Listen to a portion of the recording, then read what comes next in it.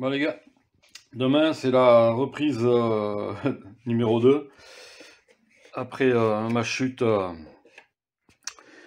il y a 3 semaines où je m'étais fracassé au niveau des côtes. Donc demain reprise et puis vous avez vu dans une vidéo il me semble où je vous ai montré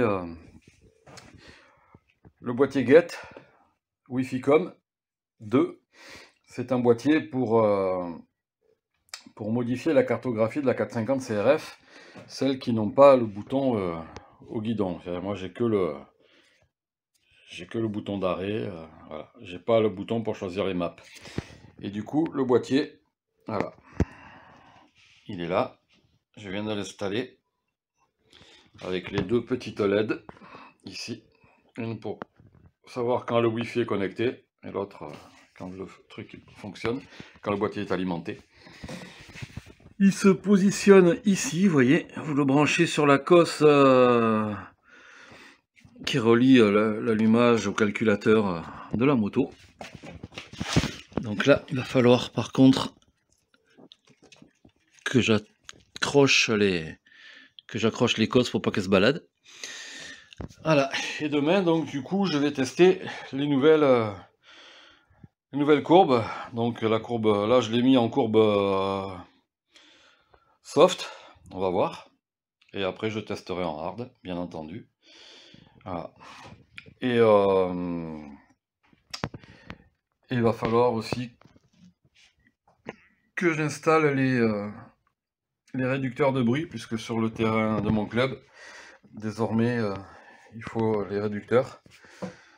Du coup, heureusement que je les ai pas vendus, parce qu'il y a quelqu'un qui les voulait absolument. Et j'avais dit non, que j'en avais besoin, quoi, parce que si un jour je devais les monter, voilà. Donc j'ai bien fait. Donc si j'ai le temps ce soir, je vais aussi réinstaller, comme j'ai la fourche à air, je vais réinstaller le système split stream avec une seule valve ici. Donc là, il faut que je démonte le guidon pour pouvoir accéder à l'écrou de la colonne. Donc je vais voir ça. Allez, rendez-vous sur le terrain pour les tests. Bon les zouzous, ça y est, direction la piste de motocross de Cogolin, donc dans le golfe de Saint-Tropez, hein, pour le reroulage depuis que je suis tombé avec l'YZ. Donc j'avais bien analysé le truc. En fait, ouais, je sais bien parce que je suis sorti, je me suis écarté de la piste et j'ai planté l'avant dans une partie hyper molle. Voilà. Et en plus dans cette partie hyper molle, je sais pas pourquoi, parce qu'il n'y a pas de cailloux, mais là, il y avait une putain de pavasse, donc du coup, voilà quoi. Bref. C'est pas grave, hein. Bon, j'ai pris 3 semaines, un peu plus de 3 semaines de repos. Parce que j'avais super mal, bon j'ai fait les examens et il n'y avait rien de cassé, donc ça va. Donc voilà, dès qu'aujourd'hui, reroulage, là je roule avec la CRF. Et donc comme je vous l'ai montré, je vais faire un petit tuto sur le fonctionnement du boîtier Jet Wi-Fi-Com 2 qui permet de relier le CU de la moto, donc le calculateur, au Wi-Fi à votre application sur téléphone. Donc que ce soit sur le boîtier d'origine comme pour ma moto, où je dois changer la map et je suis obligé de passer par ça, ou alors par un ordinateur avec le logiciel HRC, mais qui coûte une fortune, donc du coup le boîtier est beaucoup moins cher. Je crois que c'est 700 ou 800 € le logiciel HRC, juste pour changer une map ça fait cher, et contre 200 et quelques euros pour le petit boîtier Jet. Et ce boîtier peut piloter aussi votre boîtier, si vous avez un boîtier Jet, voilà, vous pouvez le piloter avec aussi. Une fois que vous avez votre map qui va bien, vous débranchez le boîtier, vous rebranchez votre faisceau, et puis c'est bon. Vous pouvez le laisser aussi. Hein. Et je vais roder les Tech 7. Merci à tous pour vos messages. C'est vrai que j'ai juste mis un pied dedans. C'est vrai qu'on est dans des pantoufles là. Par rapport au SG12 de chez Gaerne que j'ai et qui sont trop grosses et trop lourdes. Bref, voilà. Allez, je vous retrouve à Cogolin. À tout à l'heure. Et voilà, je vais être en rodage aujourd'hui. Les Tech 7. On va voir ce que ça donne. En tout cas, largement plus légère que les Gaerne. Elles ont l'air moins grosses aussi.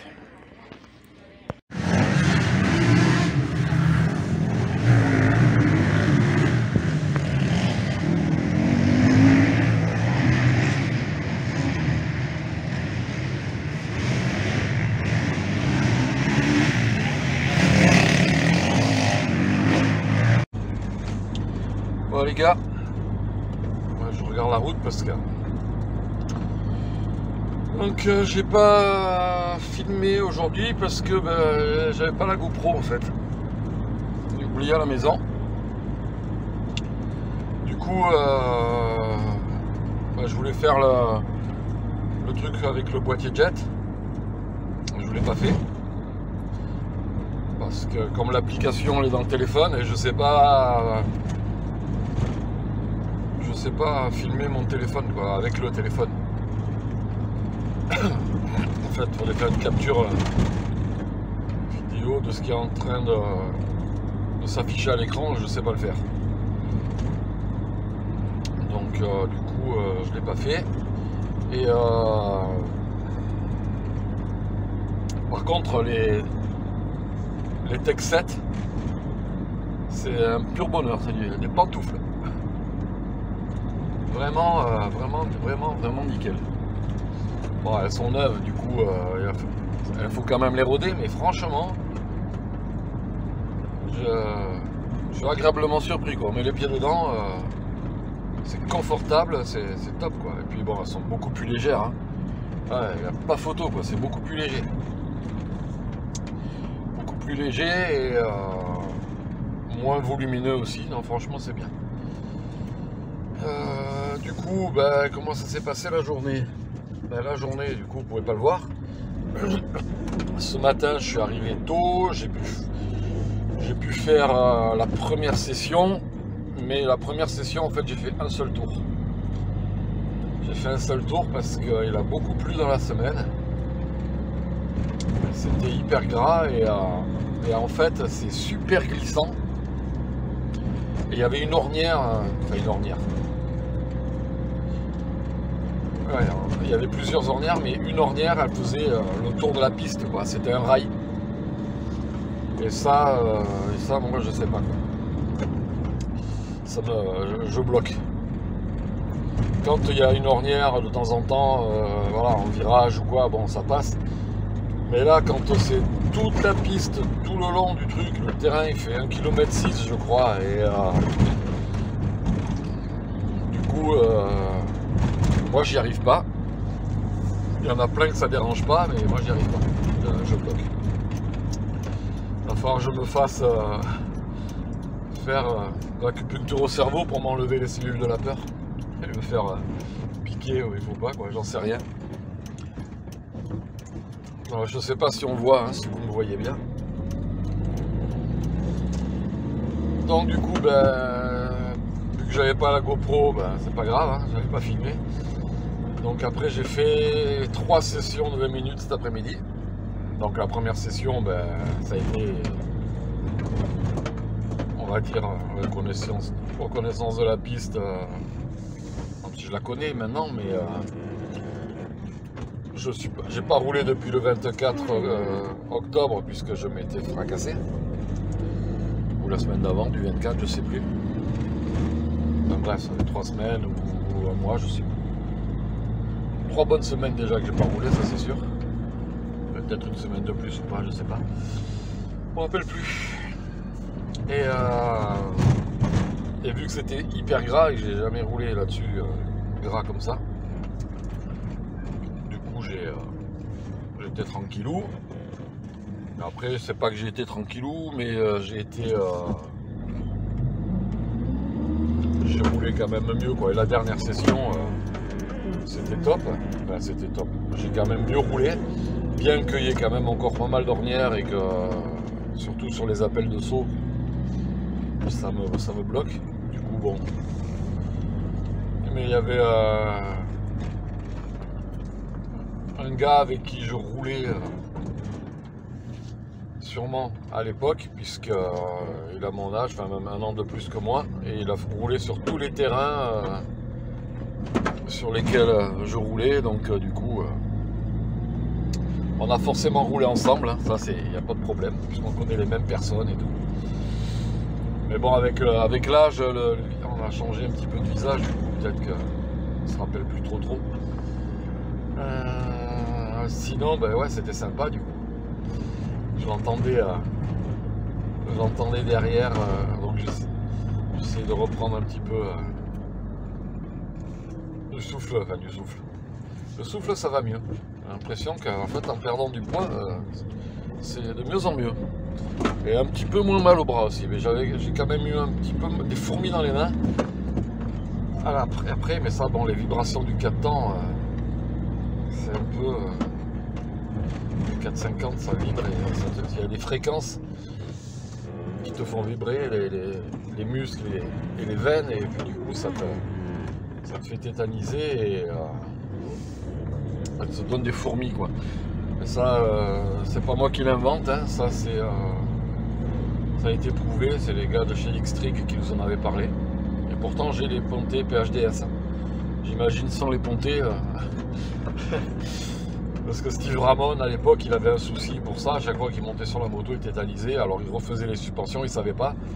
Et en fait ça venait pas des suspensions. Quand ils ont monté les TX-Trig avec les pontées PHDS, à partir de ce moment là il a plus tétanisé. Du coup c'est ce qui m'avait fait acheter ces pontées, enfin c'est l'été quoi. Bah, l'été en fait pour un moto ils étaient prévus pour quelqu'un. Il y avait quelqu'un qui me les avait commandés et puis plus de nouvelles. Du coup je me suis retrouvé avec des thés de fourche. Des thés de fourche pour ma moto quoi. Heureusement que c'était la même. Hein.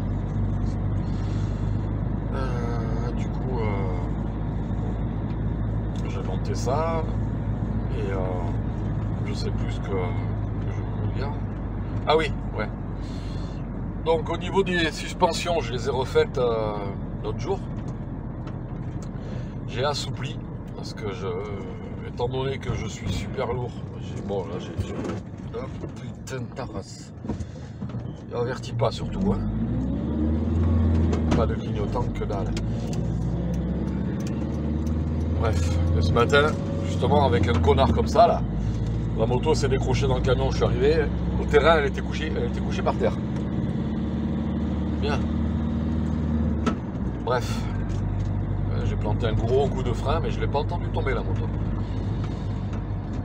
Donc oui, pour les suspensions, ben, j'ai assoupli, vu que j'ai perdu du poids et que je compte de toute façon en perdre encore 37. Donc j'en ai déjà perdu 16, on a du boulot encore, mais voilà, il faut rester motivé. Hein. Et du coup, avec des suspensions un petit peu plus souples, ben, je suis moins fatigué. Parce que forcément, j'ai plus le niveau pour avoir des suspensions dures. Mais le problème, c'est que quand on est lourd, on est obligé d'avoir des suspensions dures parce que sinon, on s'étale comme une crêpe sur chaque saut, quoi. On vient de taper à chaque fois, voilà. Mais bon, du coup, j'ai remodifié la fourche. En fait, ce que j'ai fait dans la fourche, j'ai inversé. Comment vous dire ça? Parce que dans les cartouches de la fourche Kayaba PSF1, qui est la première Kayaba AR, enfin la première, c'est pas la première, parce que la première, c'était dans les années 70 sur les YZ aux US. Ils avaient testé déjà la fourche AR. Donc vous avez sûrement dû voir des photos avec des motos avec des boules sur au-dessus de la fourche, au niveau du guidon. C'était les cartouches d'air. Donc oui, donc elle a des ressorts quand même à l'intérieur des cartouches, des ressorts négatifs. En fait, ils poussent en fonction de contrer la pression d'air, quoi. Et plus on les met durs, plus ils vont donc pousser plus fort. Mais le problème, c'est qu'il faut gonfler plus aussi, parce que sinon la fourche elle est à moitié enfoncée, elle se détend pas complètement. Et du coup, forcément, si on gonfle trop, les bras en béton armé. Donc en fait, j'ai remis les ressorts que j'avais d'origine. J'ai fait des settings de fourche plus durs, justement, puisque sur l'autre, du coup, j'avais assoupli. En mettant ces ressorts, j'avais assoupli parce que je mettais plus d'air. Du coup, là, j'ai inversé, moins d'air, des settings plus durs. J'ai mis aussi en quantité d'huile beaucoup plus, comme ça je peux baisser ma pression d'air. Et là franchement la fourche, elle est nickel. Là, et au niveau de l'amortisseur, c'est pareil, hein, j'ai pas mal assoupli. Pareil au niveau de la détente. Au niveau de la détente j'avais beaucoup chargé parce que en fait quand je me suis fait l'épaule en 2013, j'avais pas eu le temps de faire mes suspensions. J'avais monté un ressort quand même plus dur et les settings ils n'arrivaient pas. L'empilement de clapet de détente il n'arrivait pas, il était d'origine. Du coup par rapport avec un ressort plus dur, il n'arrivait pas à le freiner. Et du coup ça faisait le dessin animé Zébulon. Bon, les jeunes ils n'ont pas connu, mais ceux qui ont mon âge ils ont connu Zébulon, le manège enchanté. Il y avait un bonhomme avec un ressort. Et donc ça faisait ça, quoi, et du coup bon, j'avais pas mal chargé en détente, ce qui fait que ça alourdissait la moto aussi, parce que quand on a une détente trop freinée, ça alourdit. En fait c'est un phénomène, c'est étrange, hein. C'est pas là, ça alourdit pas le poids de la moto, parce que le clapet, bon, c'est pas ça qui va peser une tonne, mais ça alourdit la sensation, quoi. La moto elle remonte pas rapidement. Donc là j'ai allégé tout ça, j'ai mis un ressort un poil, mais vraiment c'est juste, on va dire, j'avais un 63, j'ai mis un 62 parce que je voudrais monter un 60 mais j'en avais pas.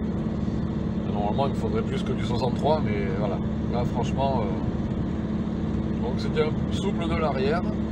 J'ai pas eu le temps, pareil parce que je voulais vous le filmer, j'ai pas eu le temps de régler, de bien régler la précharge en fait, parce que je veux vous le montrer avec la machine que j'ai, l'outil spécial électronique que je vous ai dit dans une autre vidéo. Et du coup je vais le faire à la maison. Mais ça va déjà très bien, quoi. Parce que de toute façon je connais la précharge qu'il faut que je mette. Par rapport à un 63, j'ai monté à 62, bon, j'avais déjà la mesure de la longueur du ressort quand j'ai démonté, je le note à chaque fois, du coup quand je remonte, je remets déjà la bonne valeur, et je l'ai comprimé un poil plus, vu qu'il y a un newton, enfin, il y a un écart de 1 au niveau du ressort. Mais franchement c'était sympa. Là j'en ai pris un peu moins, j'ai moins souffert. Après j'ai peut-être le fait de rerouler, forcément ça va aller de mieux en mieux. Hein.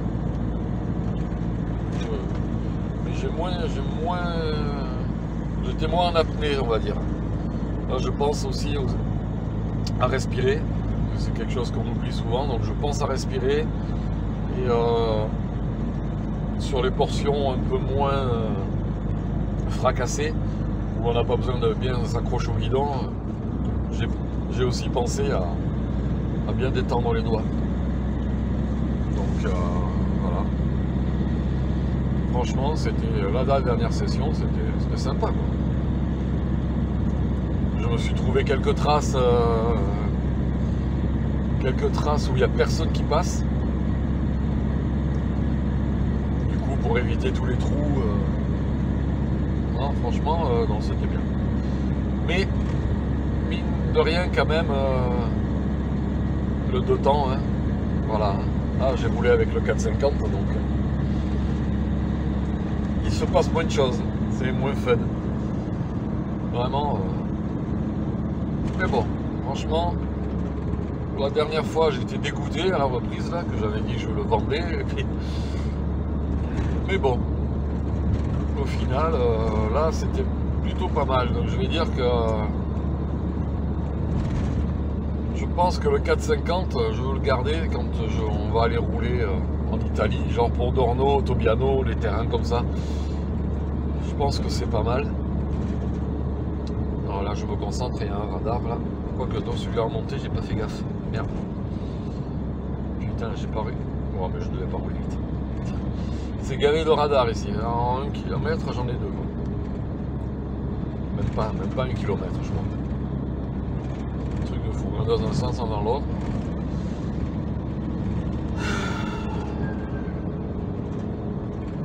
Ah, il est là.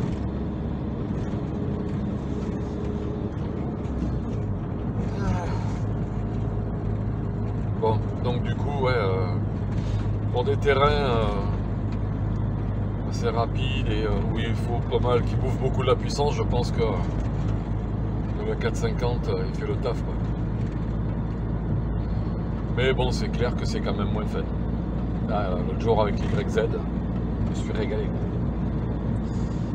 Mais bon, je sais pas, j'ai commencé à ranger mon l'atelier provisoire parce que j'ai pu continuer un petit peu les travaux de l'autre atelier.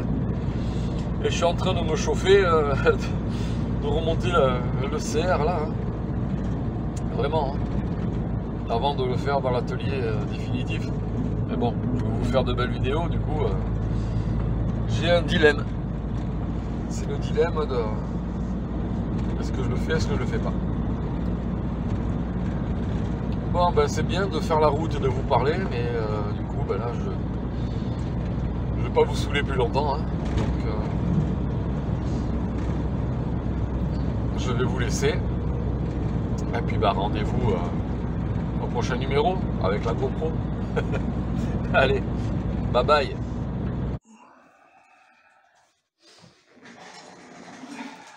Bon les gars, ça m'emmerde de ne pas vous avoir filmé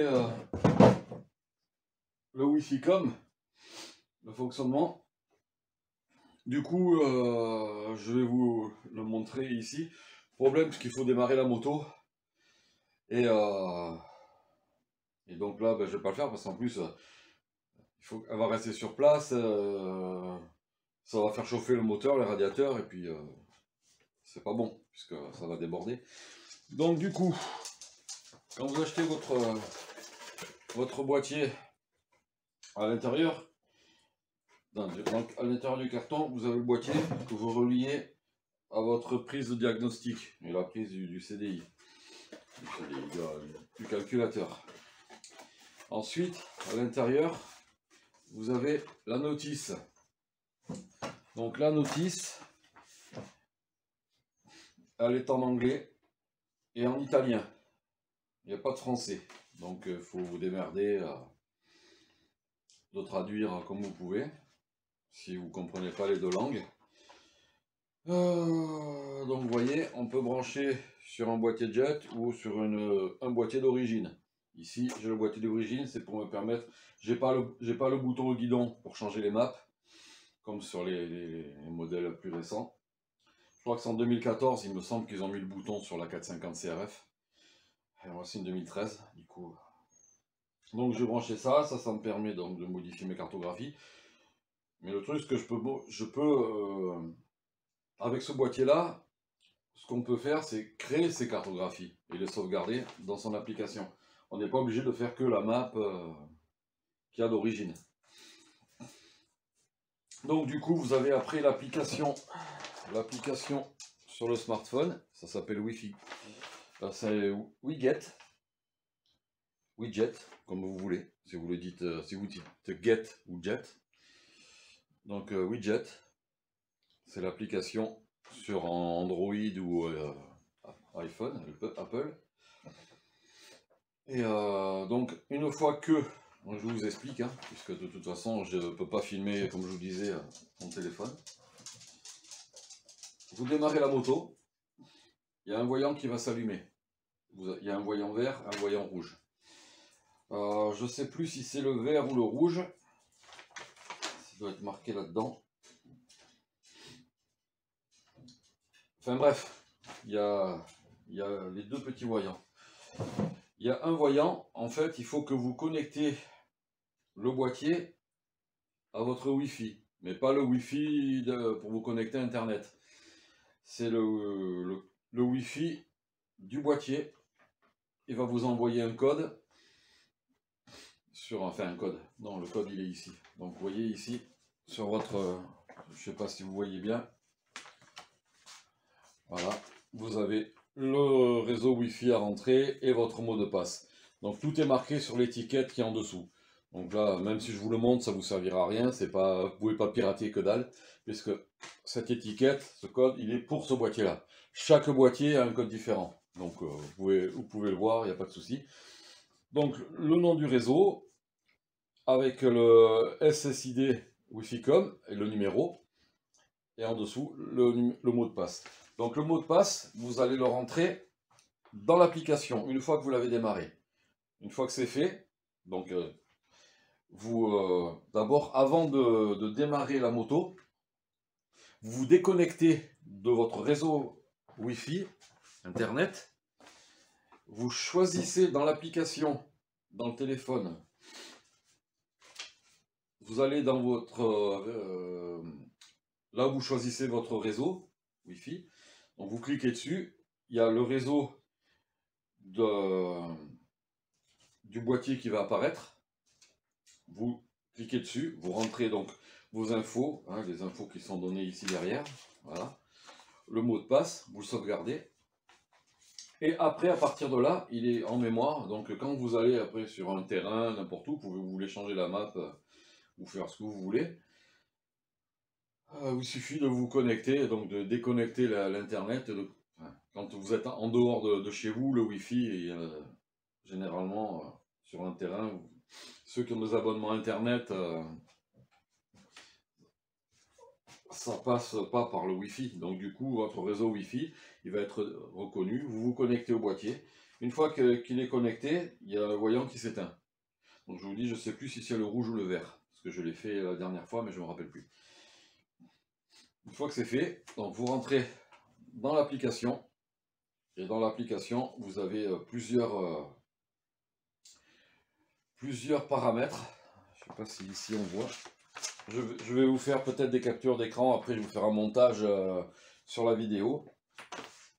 Donc après, donc voilà, vous avez service, tuning, profil. Donc vous paramétrez tout ce que vous voulez. Hein. Vous pouvez contrôler le nombre d'heures de la moto aussi. Pour faire l'entretien, c'est bien. Donc après, par exemple, vous avez, vous voyez, Honda CRF Tuning Tool. Donc là, on a la map d'origine, la map dry et la map mud. La map mud, donc le mud pour la boue. Et après, vous pouvez faire des maps, ce que vous voulez. Donc vous rentrez les paramètres à l'intérieur. Je vais vous montrer là-dessus. Parce qu'en fait, moi j'ai téléchargé, donc j'ai cherché, vu qu'elles ne sont pas déjà programmées à l'intérieur, j'ai cherché donc sur internet. Et j'ai trouvé les maps d'origine développées par le HRC. Donc vous voyez, dans votre application, vous allez avoir un tableau, pas comme celui-là, hein, ce sera juste la taille de votre smartphone. Après vous scrollez l'écran pour aller sur les plusieurs trucs, sur les différentes lignes, colonnes, les lignes et les colonnes. Et donc en chaque paramètre, vous rentrez le numéro qui correspond.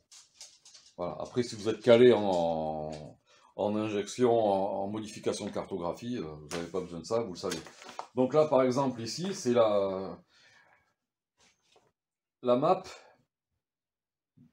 hard qui va me permettre de, donc, paramètre fuel, là, je contrôle dans l'application le paramètre de l'injection. Et après, sur une autre page, il y a la même carte que ça pour paramétrer l'allumage. Il y a marqué Ignition. Je le dis mal parce que je ne suis pas anglais ou américain. Enfin bref, du coup, là, moi j'ai pris toutes les maps.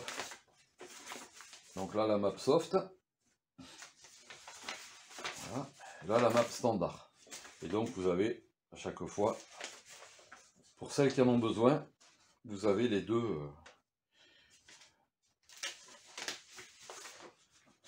Vous avez Ignition et Fuel. Voilà. Donc vous en avez besoin. Donc moi je me suis pris donc les maps d'origine. Parce que de toute façon j'ai pas envie de trifouiller pour casser le moteur. Et aujourd'hui donc j'ai roulé avec la map, j'avais mis la map soft. Et vu que c'était super gras, la map soft en fait c'est la map mud, donc pour la boue. Et vu que c'était hyper gras, ben, je pense que j'ai eu raison. Parce que je l'avais fait à l'avance, j'avais dû prévoir peut-être le coup. Et du coup, ben, ça a été pas trop mal. Hein.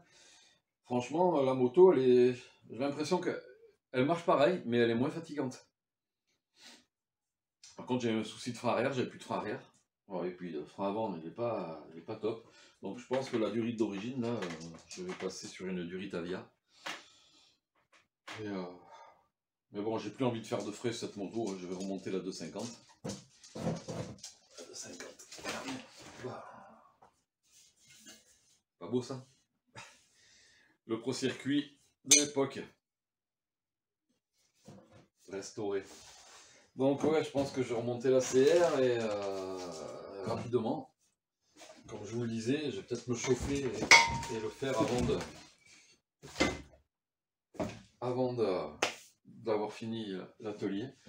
Là, vous voyez, il y a un trou ici. C'est le passage entre mon atelier et cette pièce ici. Donc du coup, je vais ouvrir et puis je récupérerai aussi cette place-là pour travailler. Du coup, ça va être super bien. Ouais, donc ben, impeccable. Hein. Moi, j'ai rodé les bottes. Nickel, elles vont super bien. D'ailleurs, il faut que je les lave avant que la boue s'imprègne. Non, franchement, c'est super. Voilà.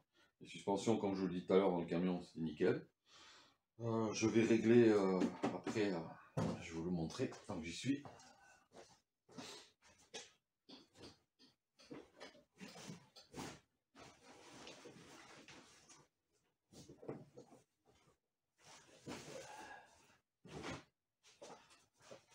Voilà. Je suis là, je suis de retour. Donc ça, je l'ai acheté en 2014. En fait, je vous l'ouvre, c'est le Motools, le Slacker de chez Motools. Donc vous avez ici un boîtier. Vous le mettez ici à l'arrière au niveau de l'axe. Il y a un aimant, ça se colle tout seul. Vous voyez, ça se colle, bon, ça se met pas là, ça se met sur l'axe de roue arrière. C'est relié avec une tige qui fait varier la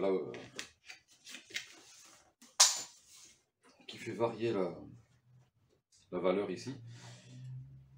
Un système de crochet pour l'accrocher à la plaque. Parce qu'en fait, je vous montrerai en détail. Putain, il y a tout qui casse la gueule. Voilà. Et donc quand vous êtes tout seul, ce qu'il y a de bien, c'est que vous avez aussi le cadran. Vous l'accrochez ici au guidon. Vous avez assez de place, donc vous pouvez l'accrocher à la mousse.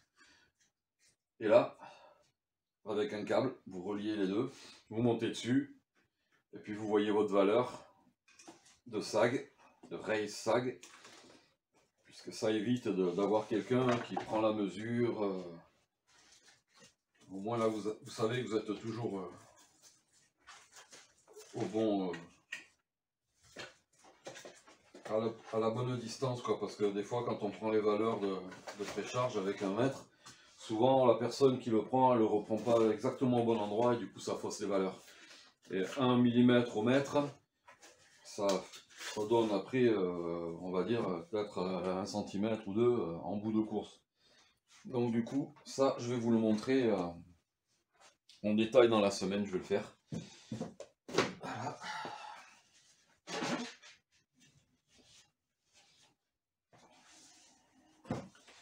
Et comme ça, je vous ferai l'explication en français de comment ça fonctionne. Voilà, donc désolé pour pas de vidéo de roulage aujourd'hui. Mais bon, hein, ça n'est que partie remise. Bon, ben je vous redis au revoir, puisque je vous ai dit au revoir tout à l'heure déjà sur la route. Et puis, bah, on se retrouve très vite. Passez un bon dimanche, puisque là on est le samedi soir. Passez un bon dimanche, et puis ben, on se retrouve le week-end prochain. Ou un autre jour. Déjà dans la semaine, pour vous montrer le réglage après charge. Ciao les zouzous.